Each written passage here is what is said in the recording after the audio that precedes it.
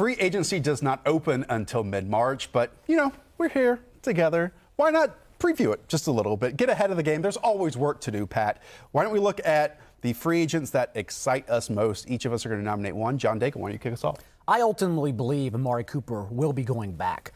Fantasy's number 4 wide receiver through Dallas's first 10 games. But those last 6 are what at least bring the question to mind if he goes back. Because in the last 6, wide receiver 39, just 1 touchdown, a 55% catch rate. Yes, he was injured, but like I said, he's going to get a lucrative extension for his age. So just that poor performance may at least lend itself for the transition tag, but I don't know if Dallas wants to bid against 31 other teams for him either. So it's going to be, at the very least, super interesting to see what happens with this situation. I think they need him back in that offense to be as good as they want to be. With that said, Michael Gallup has looked pretty special his first 2 seasons.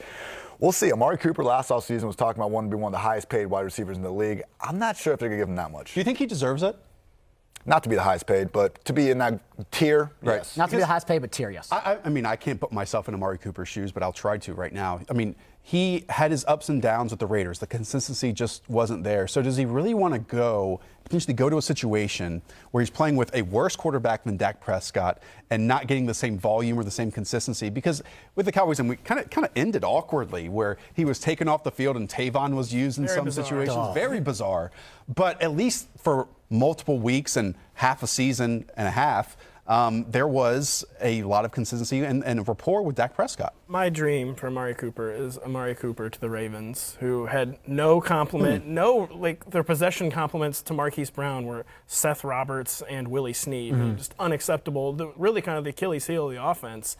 And Amari Cooper, he can be like that possession guy, that route tactician. He can be an explosive guy down the field, which complements Marquise Brown perfectly. He plays into Lamar Jackson's skill set. The Ravens have a somewhat shaky cap situation, but my dream would be Amari Cooper to the Baltimore Ravens, who just desperately need a receiver upgrade. So I have a wide receiver that excites me the most as well. Not quite on Cooper's level, but I would be very interested to see if Robby Anderson went somewhere different. I think he's been a guy that's been a little bit underutilized his whole career.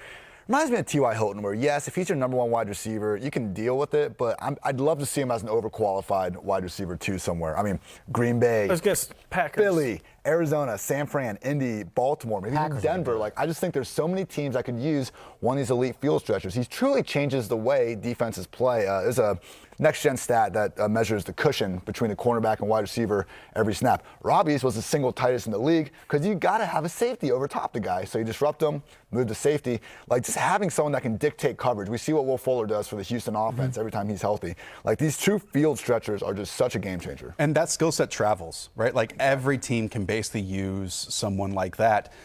It's also a player a few years ago the Philadelphia Eagles tried to trade for, and it didn't work out. And they obviously need that with Deshaun Jackson putting all the eggs in their basket, in his basket this prior season. And while it worked for 1 game, it didn't work out for the other 15 games on the year. I do think he's a special talent, but the inconsistency is a reason why he's only exceeded 780 yards once out of 4 seasons in the league. I'll say I hope whoever signs him would probably intend to feature him before December, which for whatever reason, maybe we should funnel targets to Robby Anderson. But Ian, do you think he leaves the Jets? I mean, that's kind of an impossible question to answer. 100%. So, and then, what is Sam Darnold now left with?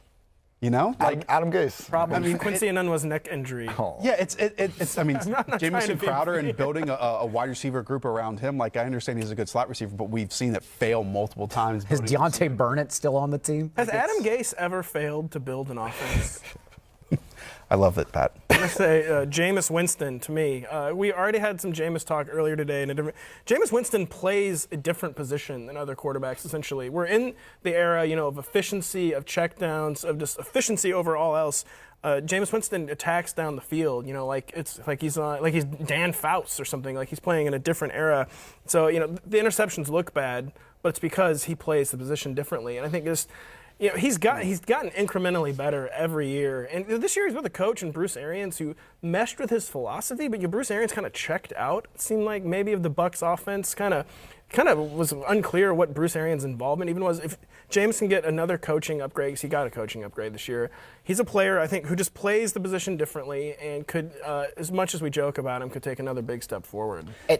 Yeah. Go ahead. Say one thing in Tampa, it seemed like He's going to be cheap. Sorry, that's another reason. I don't know if he's going to be cheap. He's going to be cheap. He'll be cheaper than some of these other guys. He's going to be cheaper than a one-year Tom Brady contract, probably cheaper than a one-year Phillip Rivers contract. Cheaper than Might Ryan be cheaper Tannehill. than He's not going to be cheap. Tannehill. I don't think He's he's gonna I don't think he's going to be cheaper than. We all kind of thought that Bruce Arians coming in there would just magically kind of make this offense as good as it could be, but to see O.J. Howard utilized so lightly, to see Peyton Barber continue to play so much and just get all these useless carries throughout the season, it was Byron Leftwich running the offense, and like you said, I would like to see another offensive coordinator upgrade. Jameis Winston's he averaged 10.5 air yards per pass. That was a yard more than number 2 Ryan Tannehill. And so, like, if Jameis goes somewhere else that doesn't have a Mike Evans or a Chris Godwin, that is frightening. Right. That's why like the Chargers pair of receivers kind of makes sense. Oh, man. But I just think it's super interesting because what if I blindly just like blindfolded every GM that, hey, a 26-year-old just threw for the 8th most passing yards in league history in a single season,